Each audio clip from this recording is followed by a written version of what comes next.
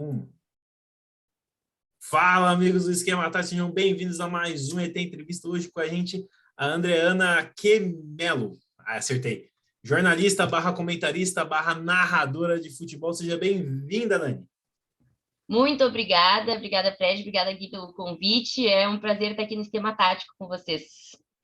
Bom, gente, a gente está chamando a Dinâmica porque, como eu já falei, a gente gosta de pegar intimidade mesmo não conhecendo a pessoa. E hoje, para entrevistar ela, está comigo, talvez junto com o Leozinho, dos caras mais bonitos do canal, o Guilherme Almeida. Seja bem-vindo, Gui. Obrigado, Fred. São seus olhos. Mas antes da gente começar, sigam a gente nas redes sociais, Facebook, Instagram, Twitter, esse login ao meu redor. E vamos para o vídeo. Greg, solta a vinheta. Muito bem, então vamos começar com aquela pergunta de praxe, aquela pergunta lá do início de todas as nossas entrevistas. E aí, Nani, como é que foi a sua relação com o futebol? Desde quando você era pequena, como é que foi que você começou a ser apaixonada? Eu sei que no Sul você já nasce vermelha ou nasce azul, então você já nasceu vermelha, mas como é que foi essa sua relação com o futebol desde pequena?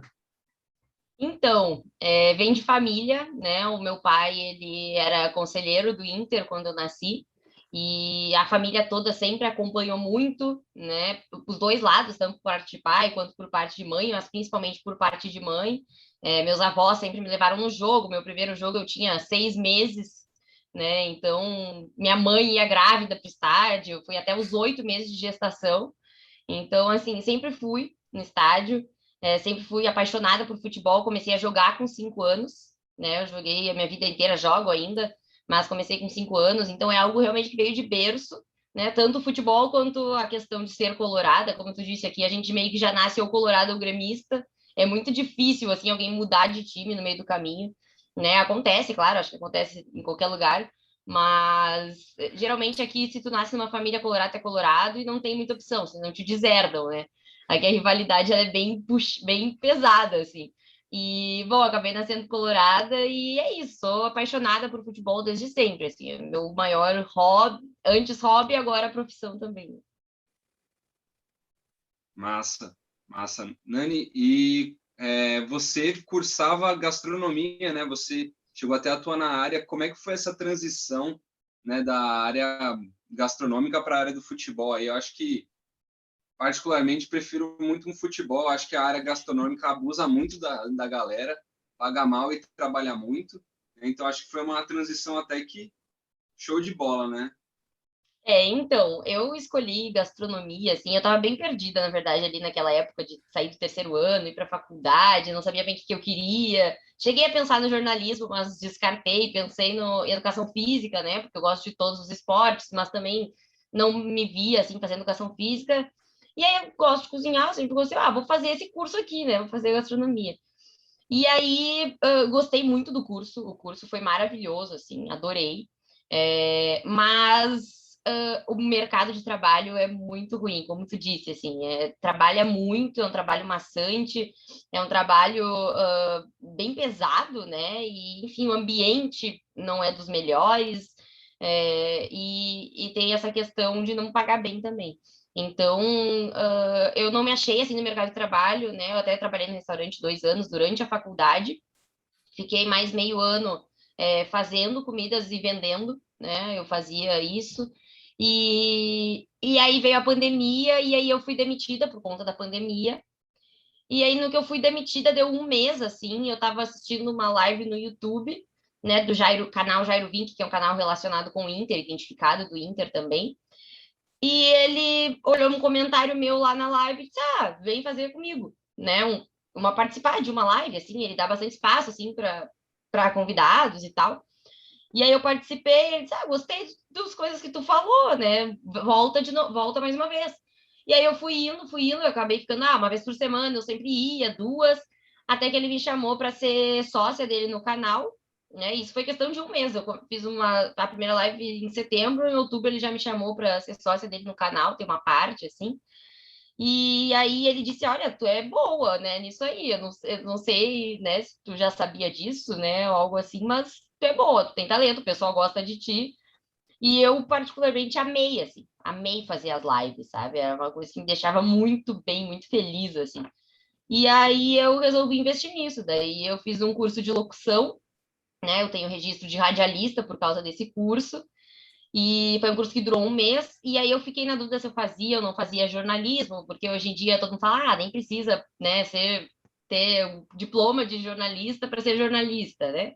Mas como eu sou nova, assim, já tinha uma graduação, eu disse, vou fazer, sabe? Meus pais super me apoiaram, meus avós falaram, não, você tem que fazer, tem que ter o diploma. Eu, tá bom. Aí comecei, e agora eu tô entrando no segundo ano do jornalismo, né? Isso foi tudo ano passado. Entrando no segundo ano do jornalismo e, enfim, no mercado de trabalho me encontrei totalmente, assim, muito rápido. Legal. E você Maravilha. falou que você foi convidado, você não trabalhava, fazia nada, só assistia às aulas, não tinha nenhum contato com futebol profissionalmente. E aí você vai começar a participar de lives que é para falar do seu time. E como é que é evitar que o lado passional, torcedor, aflore? Porque, por exemplo, se eu tivesse fazer live vendo o Palmeiras, eu ia só xingar o tempo todo e ficar full pistola. Ia aparecer o Neto, só que 10 vezes pior. Então, como é que você consegue? É muito difícil controlar esse lado passional de tentar ser analítico e ao mesmo tempo mostrar lá ao torcedor? Assim, no canal do Jairo, como não, a gente não fazia transmissões, né? A gente fazia live pré e pós-jogo, assim, mais ou menos, né? E fazia todos os dias de noite, assim, falando sobre o time, sobre como tava. Era um pouco, não tinha esse problema, né? Não tinha, não era durante o jogo, assim, mas foi bem difícil. Admito que no começo foi bem difícil, até pela questão. Eu peguei bem a fase ali do Inter quase campeão brasileiro, né? E assim, o bom de ser o canal identificado é que a gente podia falar como torcedor mesmo, né? Então, basicamente, esse dia, por exemplo, do Brasileirão, que o Inter perde o campeonato, eu abri a live chorando, fiz 10 minutos de live chorando. E aí a gente encerrou a live porque não tinha como a gente fazer uma live sobre aquilo naquele momento, sabe? A gente não sabia o que falar, a gente estava acabado, assim, foi... Nossa, eu digo até hoje, é o pior dia da minha vida. Então eu chorava, assim, e o que eu vou falar para as pessoas que estão assistindo? E as pessoas entrando, entrando, entrando. E acho que foi até uma das maiores audiências que a gente teve. E sou eu chorando no meio da tela, sabe? E o Jairo, que era o meu colega, nem conseguiu entrar direito. Ele entrou e ficou quieto, olhando para o nada. Então, nesse dia foi bem difícil, bem complicado. Mas como realmente era algo de torcedor, é algo de torcedor, a gente pode fazer isso. Teve a questão do Grenal, quando o Inter virou o Grenal também, nesse Brasileirão de 2020, eu estava assistindo num bar, e aí eu entrei ao vivo do bar, sabe? No meio do canal, comemorando com a torcida. Então, até então tava ok. Aí eu fui contratada pela rádio. Aí o que acontece? Eu fazia também pela CBF TV, do feminino. Só que pela CBF TV eu tenho que ser isenta. E aí eu tinha muito medo de como ia ser, assim, para mim, né? Porque eu nunca tinha trabalhado com isso e eu sou fanática. E assim, nunca tive problema, sabe? O pessoal sempre viu que não, beleza, consigo fazer, tranquilo, né? Fiz jogos em que até o Inter e Palmeiras da semifinal do Brasileirão Feminino eu fiz. No Beira-Rio, fui repórter no Beira-Rio para a CBF. E foi a experiência que eu mais tive medo, assim, de acabar deixando transparecer, né, o meu, assim, o fato de eu ser muito colorada, mas até que não, sabe, eu consegui controlar bem, né, eu até narro jogos do Grêmio, por exemplo, por uma outra rádio também, acho que eu consigo fazer isso de uma maneira isenta, e na Rádio Inferno eu também, eu posso ser super torcedora, porque eu também é identificada com o Inter, então não tem esse problema, assim, sabe. Como é que está sendo essa experiência na Rádio Inferno, né? Uma rádio que bem tradicional aí do Rio Grande do Sul, né? E que é focada, né, no Colorado. Acho que é muito legal isso aí, ter rádios identitárias. Eu queria muito uma Rádio Santos, né, mais presente, né? Eu tenho o Santos TV, mas não tenho uma rádio. Como é que é essa sua interação na Rádio Inferno? Então, eu gosto muito, muito, muito de trabalhar na Rádio Inferno, assim, eu sempre falo pro meu chefe, né, a gente virou todo mundo muito amigo, assim, dentro da rádio, sabe? É um ambiente de trabalho incrível, incrível, a gente não tem nenhum problema, até ele diz, faz 10 anos que eu tenho o canal, tenho a rádio, e pela primeira vez eu tenho amigos, assim, sabe?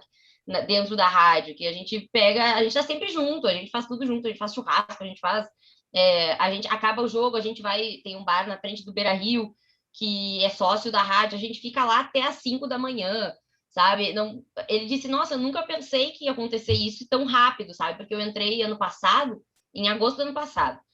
E foi muito rápido, assim, para todo mundo criar uma amizade, né? Quem já estava, quem está entrando ainda, tem gente que vai entrar. E assim, o ambiente é maravilhoso, de verdade, assim, não tenho o que falar do ambiente da Rádio Inferno. E tá sendo um sonho, assim, sabe? Trabalhar com o Inter, né? Eu sou repórter na rádio, e fazer as reportagens dos jogos, poder viajar, né, para ver os jogos do Inter, estar na cabine de imprensa, entrevistar os jogadores, né, fazer as coletivas de imprensa, que é algo sensacional. Eu entrevistei o D'Alessandro, por exemplo, então para mim foi algo que eu, né, claro, foi virtual por conta do Covid, eu não vejo a hora de voltar às coisas presenciais para poder estar mais próximo dos jogadores, assim. Mas, pô, entrevistei o D'Alessandro, sabe, que é um dos meus maiores ídolos, se não o maior. Fiz desafio jogando bola com o Nilmar, que é o meu outro maior ídolo, sabe? Então, assim, são coisas que são sonhos que eu tô realizando, que eu até brinco, assim, se eu na infância soubesse que eu ia jogar futebol com o Nilmar, meu Deus do céu, acho que eu ia enlouquecer, porque eu, desde os 2 anos de idade, sou viciada no Nilmar. Eu vi o Nilmar e comecei a chorar na frente dele, sabe? E foi super legal, então é muito bom, assim, ter essa proximidade. O Índio, né, o zagueiro, ele é meu colega na rádio, ele faz lives com a gente tá sempre encontrando ele. O Clayton também, que era jogador, é meu colega, é comentarista da rádio, então tá todo dia ali com a gente. Então, assim, tá sendo uma experiência sensacional e, como tu disse, é uma rádio grande há bastante tempo, né? É bem conhecida aqui, assim, no Rio Grande do Sul, então tá sendo muito legal. Eu tenho muitas perguntas e até polêmicas para perguntar aqui, mas vamos por partes. Ih, Você falou que você já narra jogo, certo? narro. Agora faz tempo que eu não narro mais, mas eu narro. Você já tem um bordão seu? Porque o bordão é uma assinatura do narrador. Você precisa criar Não, um bordão, mas tem que ser um bordão bom. Tem uns bordão que são não tenho. horríveis. Então, não, assim, das três coisas que eu já fiz, né? Eu comecei comentando, sendo comentarista.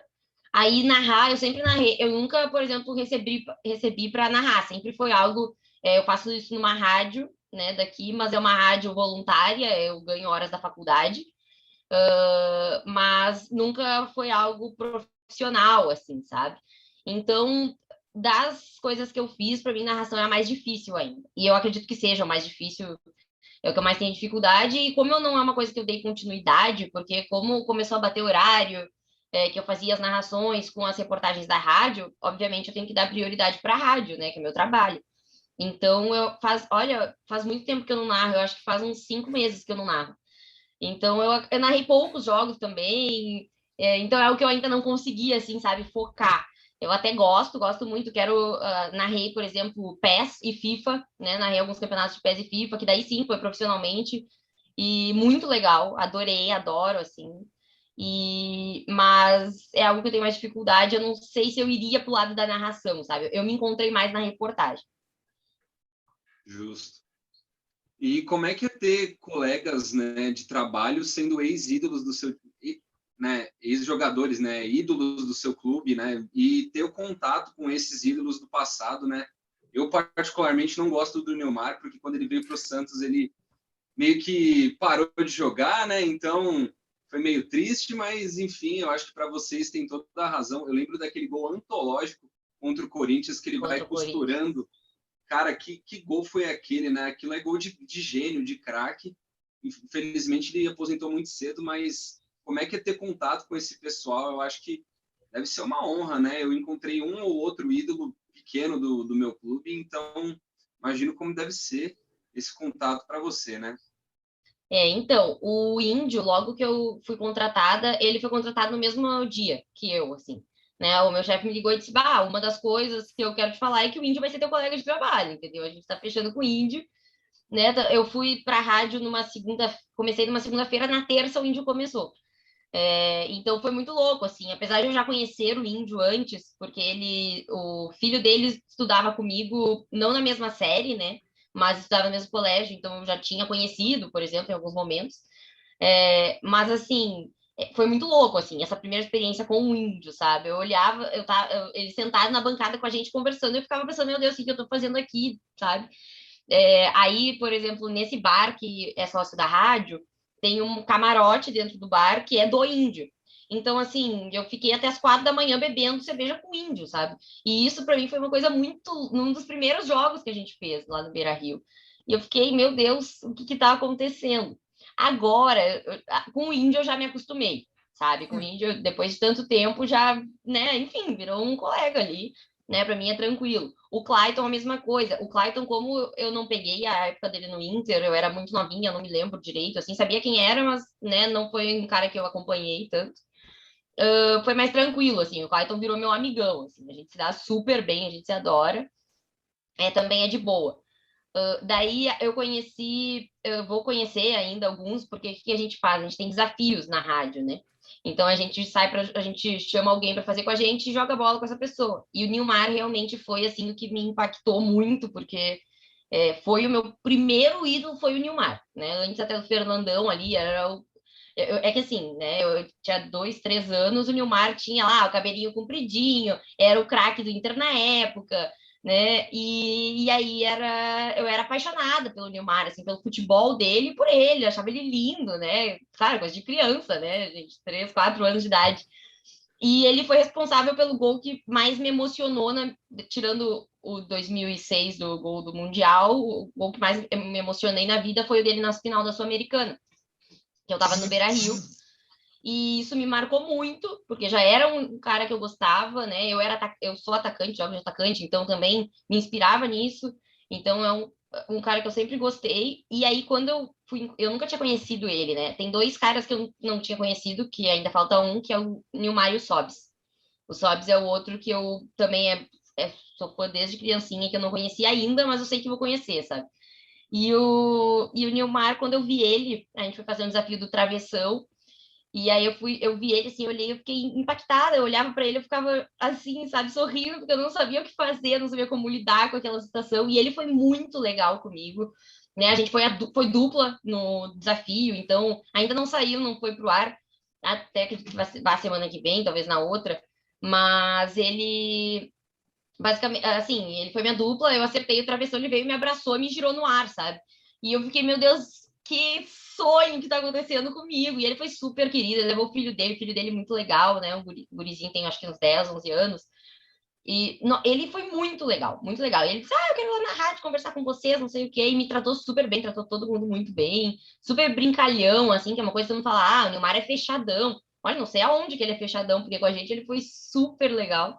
E realmente, essa experiência de conhecer o Nilmar foi, para mim, a mais difícil até agora. E também entrevistar o D'Alessandro. Entrevistar o D'Alessandro foi tenso, assim. Já conheço o D'Alessandro, já vi ele várias vezes, mas entrevistar ele, falar com ele, assim, nossa, eu tava aqui, assim, eu me tremia antes de fazer a pergunta para ele. E aí eu faço a pergunta, eu desligo a câmera e começo a chorar, assim, porque, meu Deus, é o D'Alessandro, sabe? Deve ser realmente emocionante. O Nilmar não tem boas lembranças do meu time, né? Ele rompeu em 2 jogos contra o Palmeiras, cada jogo ele rompeu um joelho, né? Então, Tadinho. obviamente, ele não gosta do meu time, mas também jogou no Corinthians, então também, né? Quem mandou É. jogar no Corinthians? Mas enfim. Bom, agora tá na hora da polêmica, de tirar você um pouco da zona de conforto. Você falou que 2020, quando vocês não batem campeão brasileiro por 1 ponto, foi o pior dia da sua vida, mas não foi pior do que quando vocês caíram para a segunda divisão? Porque, vou te falar porque que foi pior, assim. O processo de cair para a segunda divisão, o Gui não conhece, né? Mas tu conhece. Então, assim, o Ano processo de passado cair ele para a quase segunda conheceu. divisão, ele é lento, ele vai devagarinho, sabe? Ele é uma coisa que tu vai entrando, tu vai percebendo, vai acontecer. Em algum momento tu chega e tu pensa, não, já era, caiu. E o dia que eu percebi que ia cair, não foi o dia que caiu, foi antes. Tanto que eu sempre brinco, assim, o pior ano da minha vida foi 2016, muito por conta disso, né? Mas assim, em termos de dia, de data, eu particularmente eu não lembro a data que o Inter caiu, porque para mim caiu antes. Eu até teve uma festa na penúltima rodada, antepenúltima rodada, porque o Inter ganha a penúltima rodada do Cruzeiro, mas na antepenúltima, se eu não me engano, o Inter perde ou empata, algo assim. E eu não sei se eu fiquei meio traumatizada, que eu esqueci, sabe, do processo. É uma coisa que hoje eu não me lembro da sensação que eu tive, né? Foi uma coisa que eu esqueci, assim. Eu fui numa festa que foi depois de um desses jogos, e antes de definitivamente cair, e eu chorei a festa inteira. E eu acho que é ali que eu percebi, assim, sabe? Foi o dia que eu fui pra festa, nem consegui beber, não fiz nada. Eu simplesmente sentei no sofá da festa, comecei a chorar, chorar, chorar. E foi o dia que eu lembro, assim. Porque tirando isso, eu não me lembro. O dia que o Inter caiu mesmo, eu nem vi o jogo, para ter noção. Eu vi metade do jogo, meu tio veio me buscar e disse: não, vamos sair daqui, vamos fazer alguma coisa. E a gente pegou e foi, a gente até foi viajar, se eu não me engano, fui viajar com meu tio, peguei estrada, nem ouvi o jogo, sabe? Eu sabia que ia cair. Então não foi tão dolorido assim o dia. O processo, sim. Eu preferia não ter caído e não ter sido campeão do que, né, enfim, ter caído, ter sido campeão, eu acho. Eu acho que é uma coisa meio. Cair, assim, é muito. É muito. Você se sente o fundo do poço, assim. Mas o dia que não foi campeão, eu acho que foi muito. Foi uma coisa que abalou muito a gente aqui, sabe? Porque é uma coisa que a gente não esperava. Ninguém esperava ser campeão. E aí, do nada, o time ganha 9 jogos seguidos e fica ali precisando de que o Flamengo não vença. O Flamengo não vence. E aí tem 2 gols impedidos na partida, sendo que um faltando 3 minutos para acabar o jogo, um pênalti roubado, que nos tiraram, né? Um pênalti roubado, um gol de cabeça anulado injustamente, que foi anulado antes de a bola entrar, então poderia ir para o VAR e ter sido validado. Então, assim, aconteceu tanta coisa naquele jogo que foi uma decepção, assim, aquele gol impedido do Edenilson eu acho que nossa, não desejo isso para ninguém, sério, não desejo isso para ninguém, porque foi o pior sentimento da minha vida. No outro dia, eu até brinco, assim, eu acho que foi o único dia que eu me senti totalmente vazia na minha vida, não sentia nada, gente, vocês não têm noção. Eu olhava, eu fiquei o dia inteiro, tipo, sentada no sofá, olhando pro teto, e eu não conseguia fazer nada, eu não conseguia fazer nada o dia inteiro, porque eu sentia que faltava alguma coisa na minha vida, assim, deu tudo errado, foi horrível, foi horrível. Nossa, caraca, realmente é uma dor. O Santos tem batido na trave também, que nem o Inter bateu nessa ocasião, e é frustrante. Você termina o campeonato meio que. Ah, e foi o gol no último minuto, né? O da Libertadores contra o Palmeiras, por exemplo. O gol foi no último minuto. Sim, sim. E numa sequência de quedas na Copa do Brasil, que a gente perdeu para o Palmeiras também. Né? A gente tem um retrospecto recente com o Palmeiras muito triste, né? Mas queria ir para um lado mais descontraído. O sorriso dele. O quê? O sorriso do Fred. Filha da mãe, não, ainda bem que eu não tô vendo. Safado. Mas, enfim, você já entrevistou algum jogador famoso que seja daqueles mais descontraídos, como o Perdigão, Alexandre Pato, né, até o Tinga, um desses que é um cara mais da zoeira? Eu sei que o Nilmar com você foi gente boa da zoeira, mas esses tradicionalmente, né, o Perdigão, por exemplo, para mim é um cara que é fantástico, assim, a rede social desse cara é invejável. Né? O cara, Perdigão churrasco, é muito legal, cerveja né? e bola, é demais. Não, Ele é muito gente boa. ainda não tive essa oportunidade, assim, de uma entrevista mais resenha, assim. O Índio, a gente sempre faz entrevista super resenha com o Índio, né? Ele é muito desses, assim, ele é super amigo do Perdigão, por exemplo. Não entrevistei Boa. ainda esses caras, assim, mais na brincadeira, assim. Agora, a princípio, a gente vai ter um projeto, assim, da rádio, que o Clayton vai ter alguns convidados, e aí, né, eu vou acabar indo junto em alguns, até para auxiliar o Clayton, porque ele vai apresentar o programa, se tiver isso realmente, né. Mas é uma ideia nossa, assim, né, de fazer uma resenha, assim, com os jogadores. Só que, e aí eu vou conhecer mais alguns, assim, o Tinga é um que eu não conheço ainda, o Perdigão já vi, mas não cheguei a tirar foto, mas eu tenho um vídeo do Perdigão me desejando feliz aniversário, que, meu Deus, eu me mijo rindo, porque ele erra o que ele fala, então é muito engraçado. Eu até depois eu tenho que lembrar, eu não me lembro o que ele falou errado, mas ele falou uma coisa errada, assim, é muito engraçado, me mijo rindo. E o Gabiru, por exemplo, é outro. O Gabiru e o Perdigão se identificaram muito com o Inter, assim, né? Eles estão sempre no meio da torcida, eles vão na Popular, que é a torcida organizada, então eles são super do povo, assim. Ainda não encontrei com eles, mas quando eu encontrar, vou com certeza tentar fazer uma entrevista, assim, gravar algum vídeo, alguma coisa. Realmente, voltando um pouco no assunto, Corinthians Internacional e arbitragem não combina muito, né? Sempre dá uns problemas aí Esse nosso históricos em rival brasileiro. aí, né, Fred? Quê? Esse nosso rival aí, né, Fred? Eu prefiro nem comentar sobre, porque não, o foco não são eles Da aqui. CBF. Bom, mas eu ia perguntar exatamente disso. Eu acho que, tipo, O meu time, ele é muito marcado, o Palmeiras é muito marcado pelos heróis improváveis, né? Sempre uns caras aleatórios fazendo gol de título. E o Inter teve seu herói improvável já, que foi o Gabiru. E eu ia perguntar exatamente desse. Já teve a oportunidade de conversar com ele, de entrevistar o jovem Gabiru, que quando ele fala que fez um gol no Barcelona, ninguém acredita.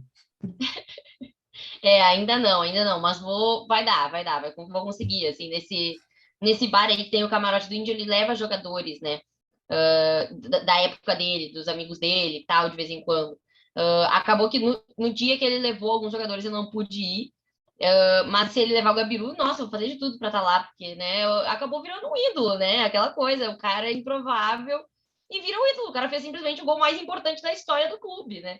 Então, é muito legal, assim, eu gosto dessa coisa de ter sido um herói improvável, sabe? Eu acho isso legal. E a segunda pergunta em cima desse comentário meu é a seguinte: tem algum jogador aleatório, não precisa ser um jogador que foi importante no momento, mas algum jogador aleatório que passou pelo Inter que você simpatizou muito, você gostaria de entrevistar? Tenho só que pensar assim, mas com certeza tem, sem dúvida nenhuma. Algum desses últimos anos, assim, porque o que acontece? O Inter foi bem até 2011 ali, né? 2012. Então, até ali, todos são importantes. Não tem, assim, um cara que tu fale, esse daqui não foi importante. Não, até ali todos eram importantes, assim. Mas depois dali, o Inter acumulou alguns fracassos, né? E teve um cara que acabou não virando ídolo, mas que é um cara importantíssimo na história do futebol brasileiro, que é o Alisson, né? Acho que o goleiro Alisson, o cara não é ídolo do Inter no sentido de que não ganhou nada, ganhou só gauchão. Mas, assim, é o cara que mais talvez tenha feito... Ele ganhou o melhor do mundo na posição dele, sabe? Então, e veio do Inter. Então, eu acho que o Alisson seria um que eu gostaria muito de entrevistar, muito mesmo, assim. Eu acho que a história dele é incrível, né? O fato dele ser o melhor do mundo por, né, ainda disputar ser o melhor do mundo de goleiro há tanto tempo, eu acho isso incrível também. Então, eu acho que desses últimos anos seria o Alisson. Depois de 2016, nenhum, não simpatizo com ninguém desde então. Não, tô brincando. Esse ano tem alguns da base, assim, mais novos que eu simpatizo, mas ficou um bom tempo aí sem simpatizar com ninguém. Caraca, pô, Marcelo Lomba, mó gente boa, meu. Cara dela. Gente boa, ele é. Ele tá no meu verdão, eu vou dar um ponto para ele. Eu vou dar 10 pontos para ti por ele estar aí agora, porque tudo que a nossa torcida pedia era que ele fosse embora. Quem você gostava menos? O Marcelo Lomba ou o Danilo Fernandes? Não, Marcelo Lomba. Porque o Danilo, o Danilo é um que eu simpatizei, por exemplo. O Danilo não foi um cara que falhou muito no Inter. Esse não foi o problema dele. O problema dele foram as lesões. Ele não conseguia jogar. Ele jogava 2 jogos e se machucava. Jogava 2 jogos e se machucava. Ficava 7 meses fora. Então, por conta disso, o Danilo também acabou não tendo mais oportunidades, porque eu acho ele um baita goleiro. Inclusive, em 2016, se não fosse por ele, o Inter tinha caído 10 rodadas antes. Ele foi o melhor goleiro de 2016 do Brasileirão. Então, é um cara. Ele é um. Eu não tinha lembrado do Danilo Fernandes. Ele é um que eu entrevistaria, que eu acho que é um cara que, tipo, não foi importante pro Inter porque não estava na fase boa, assim. Porque se ele não tivesse as lesões, eu acho que o Inter teria até sido campeão de alguma coisa, dependendo.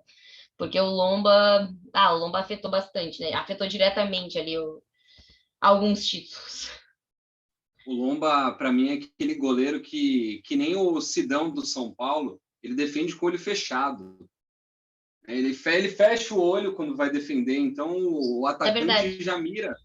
O atacante já mira para onde que ele tem que chutar, porque o cara tá com o olho fechado. Se ele tá com o olho aberto, ele consegue ainda ter algum reflexo e por isso que nunca foi muito longe. O Lomba, em 2019, ali, quando o Inter chega na final da Copa do Brasil, ele foi super importante naquela campanha. Ele foi muito bem naquele ano. 2019 foi o melhor ano do Lomba, ali, 2018 para 2019.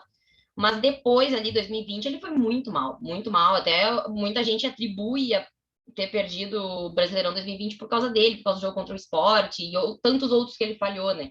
A gente perde, se eu não me engano, a gente perde para Chapecoense por 1-0 com uma falha dele. Então, é um cara que acabou ficando marcado por essas questões negativas e por ser um cara que ficou bem na época ruim do Inter, sabe? Eu acho que vários jogadores, assim, até agora, o Patrick, por exemplo, que foi agora para São Paulo, é um que começou bem, teve uma fase ok, mas está marcado pelas coisas negativas. E aí alguns jogadores estão no Inter ainda, que são marcados por isso, que é o que a torcida mais pede para acabar esse ciclo desses jogadores. Atualmente, dos que estão há mais tempo é Cuesta, Dourado e Edenilson. São os três assim que a torcida tá dizendo, meu Deus, por favor, vão embora, sabe? E Lindoso também. O Lindoso também, mas o Lindoso é irrelevante. Sim. Ele nem entra em campo direito, então não faz Yuri muita Alberto diferença, já sabe? foi. Mas o Yuri jogava. O Yuri joga muita bola, né? O Yuri. Tá fazendo falta. Tá fazendo falta pro time do Inter. O Dourado não é da base do Inter? O Dourado é da base, ele está há 8 anos no profissional e desde então o Internacional não ganhou nada. Entendi. Agora entendi. Ele ganhou, fala que não ganhou nada. Ele ganhou um título. Ele tem um título gaúcho nesses 8 anos. O cara é um monstro. O Dourado é o principal, assim. O Dourado eu acho que é o cara que a torcida mais... não aguenta mais, assim. E ele não tá jogando bem, sabe? Se ele ainda teve uma época ali que ele tava jogando bem e mesmo assim a gente atribuía ele ao fracasso. Mas agora tá difícil, assim, tá? Ele compromete diretamente em todos os jogos. Tá bem difícil, assim. É o cara que eu mais... Ele e o Cuesta são os dois que eu mais pego no pé, assim, porque não dá. Inclusive, queria que o Palmeiras tivesse levado o Cuesta, né? Mas... O Inter que eu não quis liberar, mas... não sei por quê, né? Porque devia ter liberado. Agora tá aí, falhando todo jogo. Tem algum jogador, uma das minhas últimas perguntas, tem algum jogador que chegou no Inter e você ficou frustrado? Você falou, nossa, esse cara vai destruir a camisa do Inter e não deu certo? Teve. O Potker. Grande. Nossa. Eu já fiquei feliz só fazer tirada do Corinthians. O Harry Potker, mano. Que cara, triste, o Potker... Cara. Porque o Potker, quando veio... ele veio como artilheiro. E ele foi muito bem na segunda... Quando a gente tava na segunda divisão, ele foi artilheiro de novo. E aí, do nada, simplesmente o cara... Ninguém sabe o que aconteceu, nunca fez nada. Não fez mais nada, desapareceu, sumiu. Ele quando ele é bem marcado, ele joga mal. Não, ele é péssimo. Não, mas assim, vou falar o nome mais alto, assim, né? Porque Potker eu peguei bem baixo. Deixa eu pensar um cara que veio que a gente ficou decepcionado. O Skoko. Skoko joga muita bola. O Skoko joga muito. E ele veio para o Inter e pegou uma fase bem conturbada ali, sabe? 2014, se eu não me engano, era o Dunga, 2013, o Dunga era o nosso treinador, foi horrível, assim.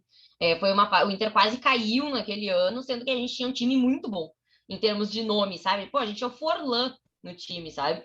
E o Forlan recém tinha sido o melhor do mundo, melhor da Copa, né? Na verdade. Sim. E também, o Forlan é outro que, assim, não me decepcionou, porque ele foi um cara que jogou bem, ele jogou bem no Inter. O problema dele é que o time não colaborava muito, né? O treinador também não. Mas foi um cara que fez uns golaços, assim. Ele pegou a fase que o Inter não estava jogando Beira-Rio por causa da reforma da Copa. Então, as circunstâncias não ajudaram muito ele. Mas eu acho que o Skoko foi um que decepcionou bastante a torcida. Martin Luque também. Nem sei onde é que tá o Luque. Bom, Nani, e para finalizar, você tem algum sonho aí na sua carreira como jornalista, como repórter? Além de entrevistar grandes jogadores, o que você aspira aí do seu futuro aí como profissional do futebol? Então, o meu grande sonho mesmo é conseguir trabalhar só com futebol feminino, né? Atualmente é muito difícil, assim, a gente ainda não tem muitas oportunidades de focar só nisso, né? Mas a minha ideia seria realmente, em algum momento, conseguir trabalhar só com transmissão de futebol feminino, assim, né? E tá numa Sport TV da vida. Assim, meu sonho mesmo é uma Sport TV, né? Mas, enfim, ESPN, Fox, Globo, se for a RBS, né? Que é a nossa Globo aqui. Enfim, alguma grande emissora, assim, de TV, mas desde criança seria o Sport TV. Sport TV era meu sonho, assim, de criança. Eu olhava, meu Deus, olha que legal, tem uma mulher lá na Sport TV, sabe? Então, eu acho que esse seria um grande sonho, assim, ser repórter de uma grande emissora. Show de bola. Imagina ser colega do Amigão na ESPN. Que show, cara. O Fred tá ligado, mano. O Amigão é demais. Cara, eu acho que eu talvez não talvez eu acho que eu gostaria mais de fazer programa esportivo com o Bruno Vicário. É um cara que eu gostaria de trocar ideia. É legal. Exemplo.